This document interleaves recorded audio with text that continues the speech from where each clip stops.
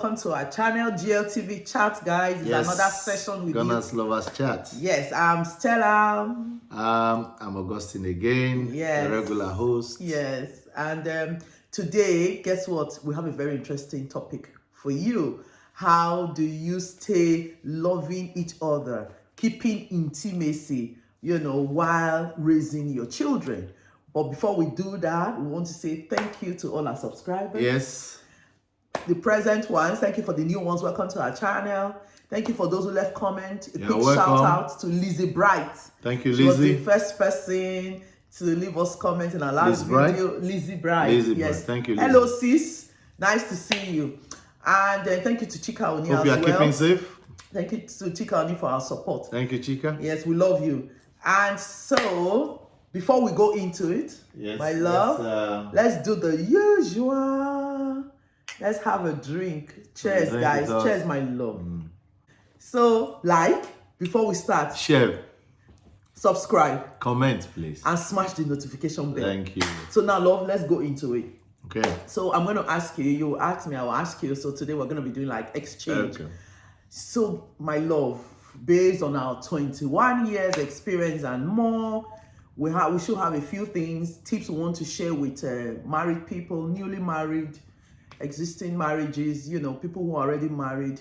We want to just give you tips on how you can keep intimacy brewing while you are raising your children, because when children come into marriages, they can, put added strain. So we want to at least equip you with a few tips from our experience. It might not be all, but some of it that will help you as married couple or in your relationship, okay?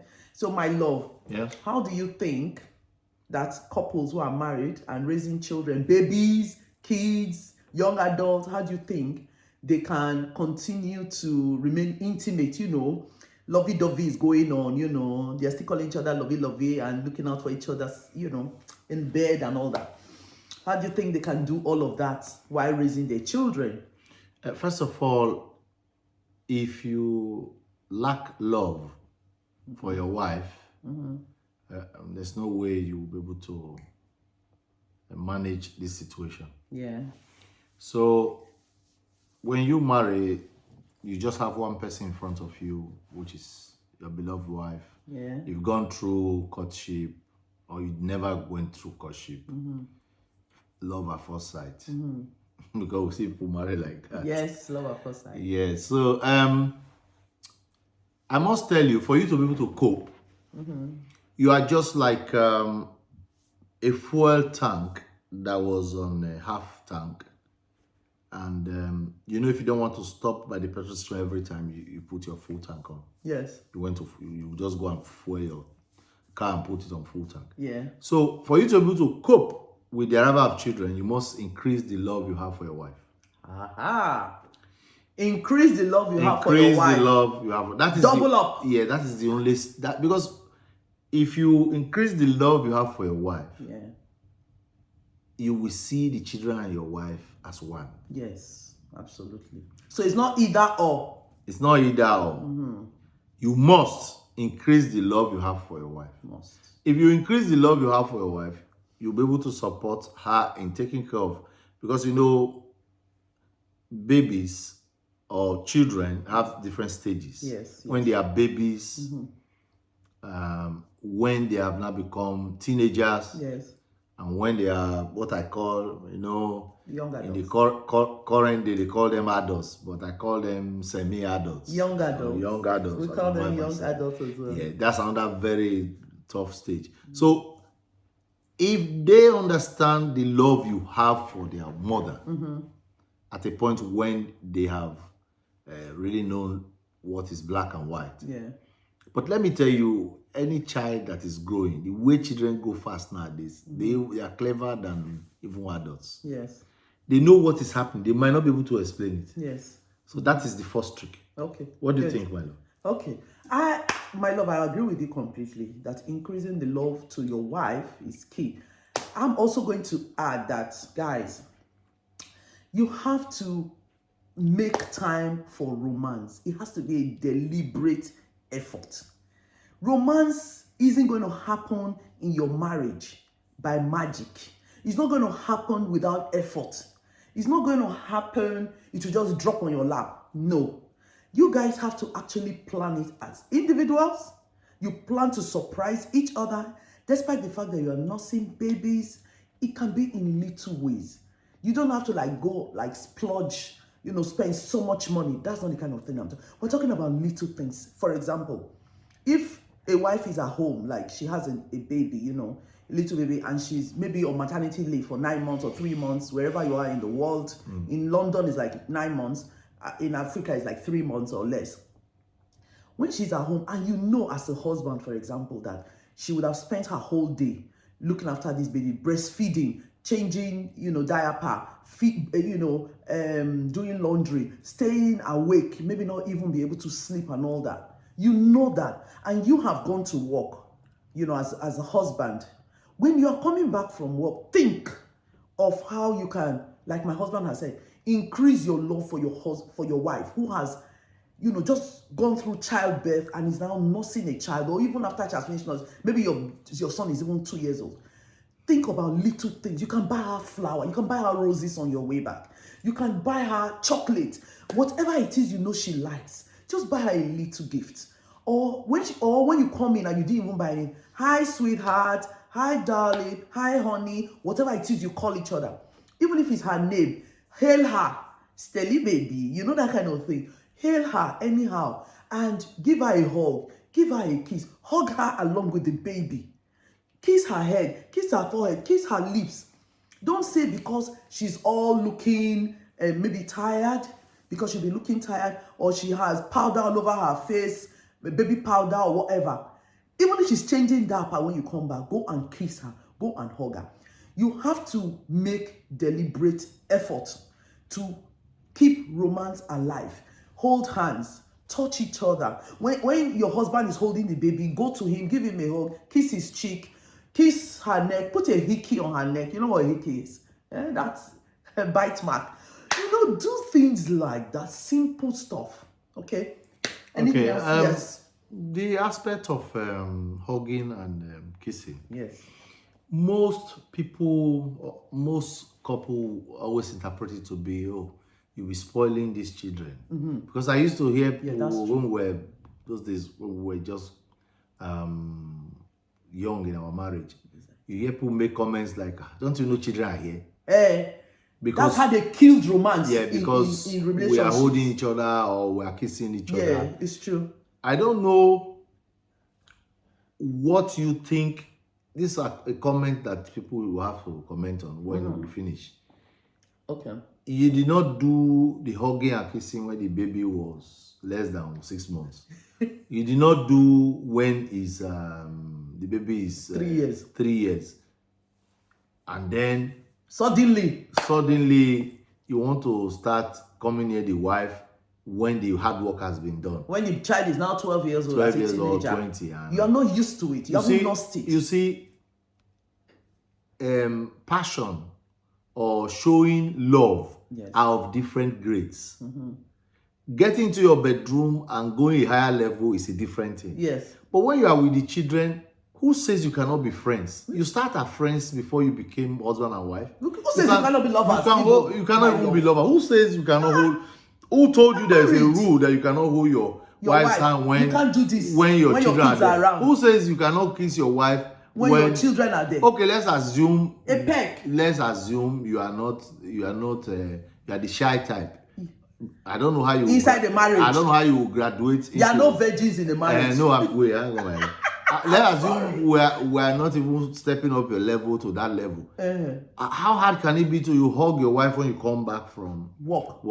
How hard can it be you come back from work for men who want food kept on their table and maybe the woman has had a hard day and has been carrying the baby crying. Babies have different moods, you know. Yes, you might come back, maybe body has been hot, the woman has been running up and down. The wife. So once you come, you take over, you just leave the baby out of your wife's body. You carry. I used to remember when we were growing up in our home. Yes. We just had our first daughter. There was one song we usually sing in my village. I'm going to sing it now. Let me tell them before you do that. Let me just tell them what happens. Like I would have done breastfeeding, and my grandma was around. And guess what? You're coming in, my love. And as soon as my husband come, my grandma will say, "Oh yeah, carry your child. Yeah, it's crying. Take your child. It's crying." So I start singing. You understand why just now. And you will see the magic of what that song has done, and how the magic of having bond with your children. So I start singing for my daughter. Dono bono mona iyo, ime bono mona iyo, egbe mo hi iyo, enamo da fere iyo, ise fio iyo humu, ise fio iyo ta, atami gogo na tami nene, atami gogo na tami nene, egbe mo hi aho. You see, it's a song like you use when children are crying. Yes. Which one is lullaby? It's lullaby. You sing it, and before you know it, my daughter has slept. Yes. I'm telling you guys, it's like magic. When he used to sing this native language to our daughter, we were in Lagos at the time, not in London, because she was born in Nigeria. And he was awesome. And I would have been frustrated. There was a time that my daughter was crying for like weeks, like 3 weeks, because we did not know she had, what's that thing of? Boils. Heat rash. Yeah. We didn't know she had heat rash. And it was going to come out, but it hadn't come out. So she was crying no light in all Nigeria. the time. She used to cry all the time. And I used to get frustrated. I was at home looking after her, you know. She was a baby. I used to get so frustrated. So when my husband comes, I just want to hands off looking after kids. Yeah. Men, you have to understand that. I'm looking forward to carrying my baby, you know, once I come back. And she will sleep. That's somebody who has not slept all day. Yes. And she will sleep. Dono Monona means who is making this my precious baby cry. I have put her on my body. Yeah. And that is why she has been crying. The mother is telling me now. Yes. And it's okay. I am going to throw her up, throw her down, rock her left, rock her right. Atami gogo na atami nene, atami gogo na atami nene. Egbe momo hi hawo and slash up. And guess what? I used to feel so relieved because I was so stressed and tense before my husband comes back. And then by the time, I remember I was just a young, woman who just got married maybe the year before. And so now, it takes that stress off me. I feel so relieved, I'm telling you. So women, let me continue from there, my love. Women, wives, don't exclude your husband in taking care of the kid. Don't be territorial. There are some wives that are like, or new mothers that are very, very territorial. They think the man is useless. The man doesn't know how to look after kids. You've never had kids before, madam. So include your husband in the care of your child. Hand over your child. And husbands, just like my husband has shared our own experience, look after your kids when you come home. Try and form a bond with that baby. Let them recognize your voice. Start singing, talking to them. Apart from relieving your wife, you're also bonding with your child. And together, you bond, you have a really lovely relationship, You see, we have just talked about the infancy and... Yes. You have another level where the children know what is wrong from what is right. Let's say the teenager. But I tell you, it is the pattern of life you have established as a couple in your home. I'm not talking of the government the man has established. No. I'm saying the pattern of life that you have established as a couple in a home that the children will copy. Now, there are men or there are homes or there are families who believe that the boys are supposed to be in the living room while the daughters are supposed to be working very hard with their mothers in the kitchen. Now, you must not establish that kind of life. Listen, now. It backfires because every child must be treated the same. If the boy sees that you as a man, you are in the kitchen, for instance, helping your wife. If the boy as seeing you as a father, cleaning up in the house. If he sees you carrying baby, if he sees you changing diaper, if he sees you running errand to help your wife, he knows that is the right thing to do.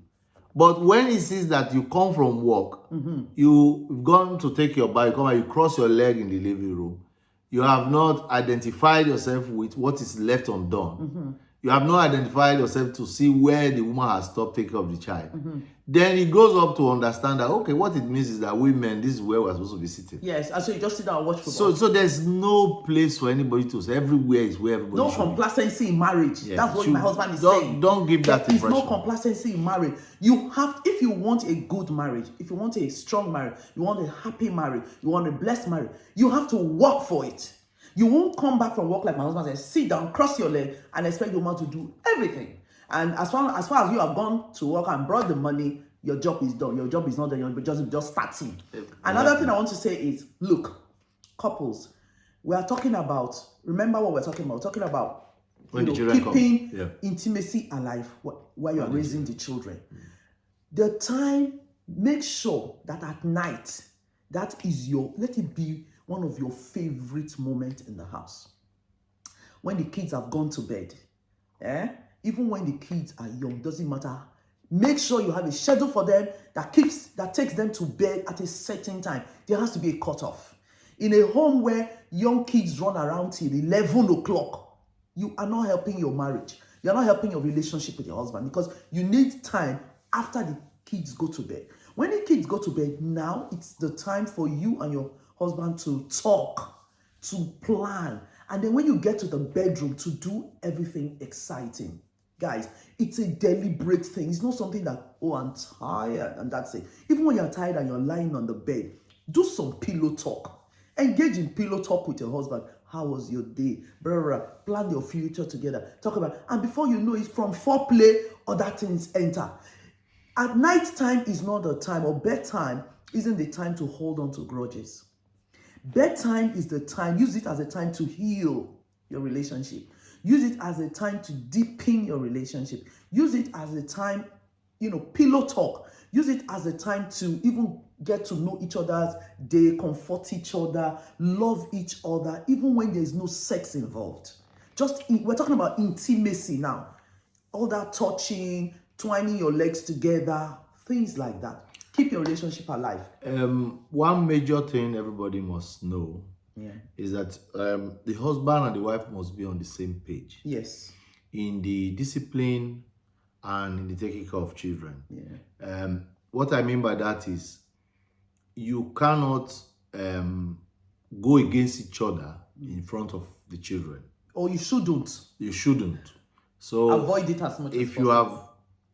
If you hear your wife giving a standing instruction, especially at this very young age of children, because they think one person is lord over the other, and therefore they take sides quickly and say, okay, mommy loves me better than daddy, or daddy loves me better than mommy.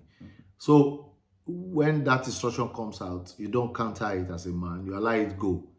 And when the woman sees the man has given an instruction to the child, you allow it go.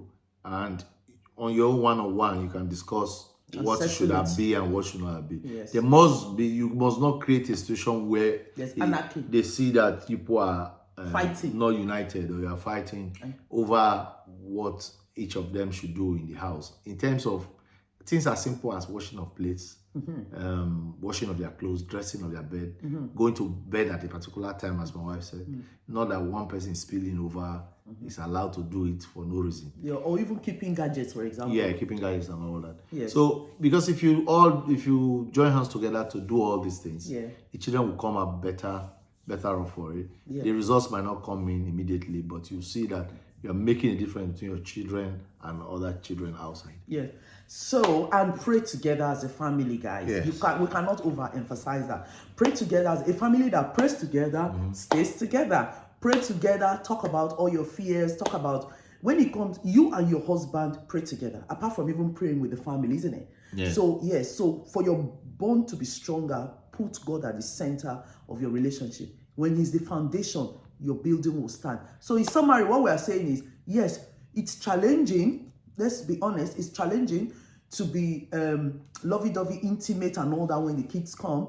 But if you work at it, you are come on, you succeed in your careers because you put in so much effort. Put in that level of effort that you are putting to build other people's business. Your marriage is your life. Yes. It is more than a business. It is your life. Build it with your heart, with your soul, with your strength, with your effort. Don't, the minute you come back from work, don't throw the keys away and say, my day is done. Your day is just starting. Please, this is one thing I think women don't like it. And this is one thing that causes problem in marriages when children come. Yeah. You used to commend your wife for her dressing. You used to commend your wife for her body shape. You used to now children have come. You don't expect a woman who had a big tummy when she was pregnant to be the same immediately in first 2 years.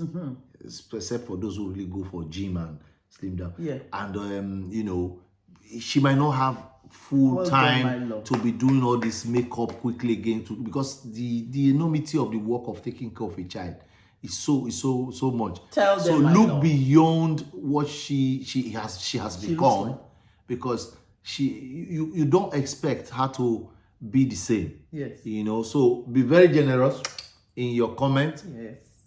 As you have always been before she gave birth. Yes. That she's still looking very beautiful. Yes. I know sometimes I say, oh, I need to slim down. I know you say, no, you're all right. You're all right. You are still on the way. You're getting, you have to have some time. You're still taking care of the baby and all that. Yes. Please continue that praise match. Compliment for your wife. Yes. It does not stop because children have come and all that.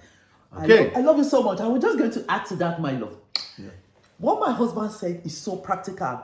And if you go to my own channel, Dear Stella EA, the current video I put there talks about this topic. I didn't even know my husband was going to bring it up. Okay. It's important that you understand as a man that the girl you married, maybe she was a size 10 when you married her.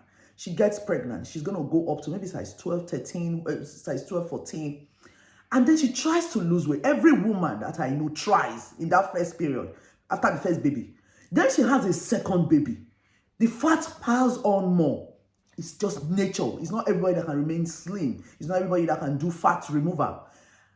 By the time she's on baby number 3, most women are tired of the fight to, keep slim. And then she has so much to do, like my husband said. Be kind. Like my husband said, just take his advice. He helped me. I remember when I complained my belly was big. Remember what he said? He said it's beautiful, and that's when you gave me 2 children. Beautiful it was children. The sweetest comment. Beautiful children. It was the sweetest comment. See, I still remember and I said it with all my heart. One of them now becoming almost a lawyer. Yes. And the one is working to be a very top professional footballer. So what I would say. He told me this like over 10, 12, 15 years ago. But I still remember it because it was such a kind comment. And I remember at the back of my mind, even when I try to exercise, my husband says, don't do anything about that backside. Don't do anything about the front side. Just leave it the way it is. There's some touchable areas. Anyway, that brings us to the first point which I told you, which is increase the love you have for your wife when the children come. Yes. And you will never have problems. Thank you, guys. We haven't finished. Okay. Would you rather? Would you rather? Yeah. Look into my eyes. Not into Would your you question. rather? Not into my question. Would you rather live in a cave or live in a tree house? And why? Give me 3 reasons. I would rather live in a cave because I don't want. Really? Yeah. A tree house built with what? A tree house is built with wood, my love. But it's on the trees, not on ground, though. You know those tree houses that kids go and play and everything? No, wind can break it now. If it's a cave, I can do fire to keep the 3 place reasons. warm. Number 2, it's already sheltered. It's a cave. Okay. Rain will not come in. Okay. And number 3, it's on the ground. I can easily do a door. It's on the ground level. It's more manageable than hanging in the air. Where is a cave, my love? You don't know cave is out of town, innit? That means you're not going to be in town. You're going to be living like a recluse. So if you are talking of modern tree houses, which they do now, your question is not. No, it's not clear. It's exactly. Just choose. So that's you why have chosen. cave. So you rather stay in the cave. Cave. But I will not live with you in the cave. The question did say you are following me. You're going to live alone in the cave. It's not that. Let's be clear, my love. It's my turn, right? I mean, it's your turn. Keep it simple, my love. Imagine. Don't do all those your weekend comments. The weekend come in.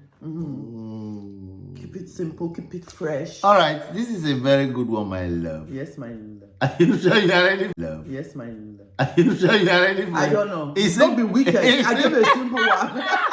I gave you a simple question. You go and start giving me one. Am I allowed to you can give me any anything, question? but keep it. Okay, the only thing I can tell you, if you don't like it, I will for that one. No, I have to like it. No, because it's very, very tough. All right. Would you rather be beautiful, stroke handsome, but stupid, or intelligent but ugly?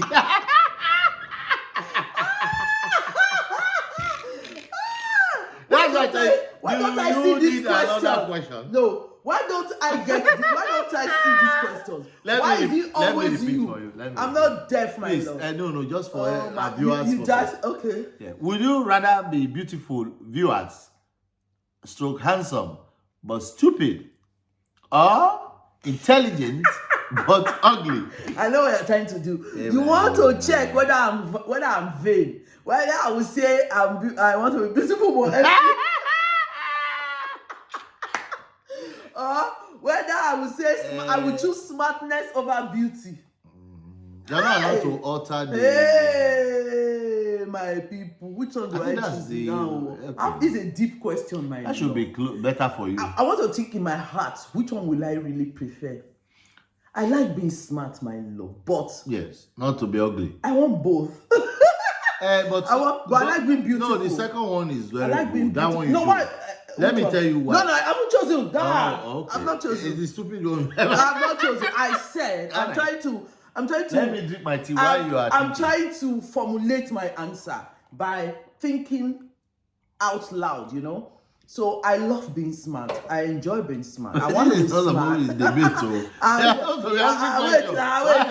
formulating my answer. All right. But I also want to be beautiful because you know it just feels good to be beautiful. Yes. So it breaks my heart, but I have to choose beauty. It breaks my heart to say I'll be beautiful and stupid. It breaks my heart, my love. So you won't choose intelligent stroke ugly? No. Because you know why? When you are intelligent, to be stupid is not a good thing. No? Wait, I know, but they will forgive you. You are forgiven if you are beautiful and stupid. But guess what?